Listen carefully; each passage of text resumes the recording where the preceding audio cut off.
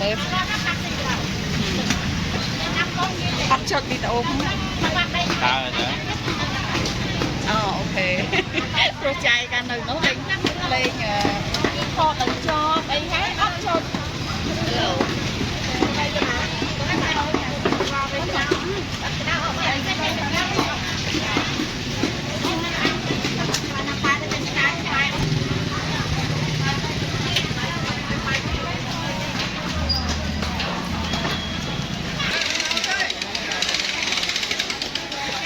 tơ thôi.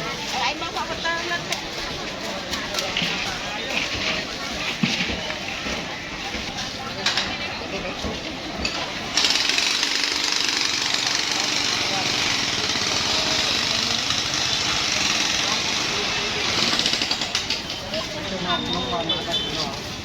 nông trang nông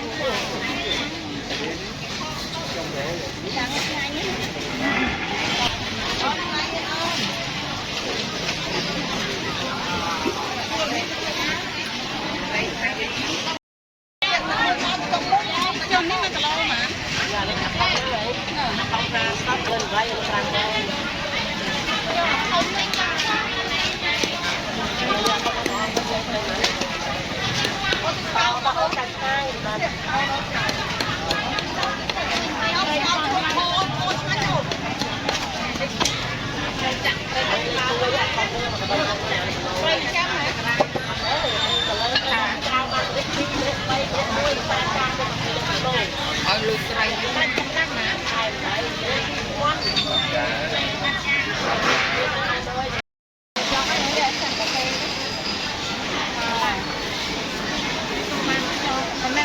Tunggu.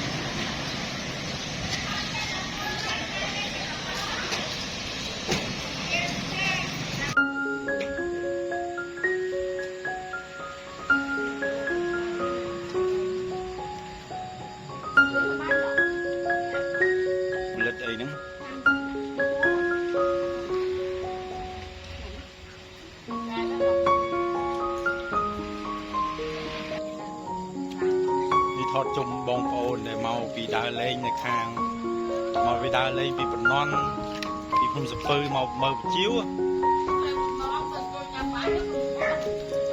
ở bẩn non nó mình mới tới đá lên để nhằm bài để nhằm màu trái chứ mờ chiếu lấy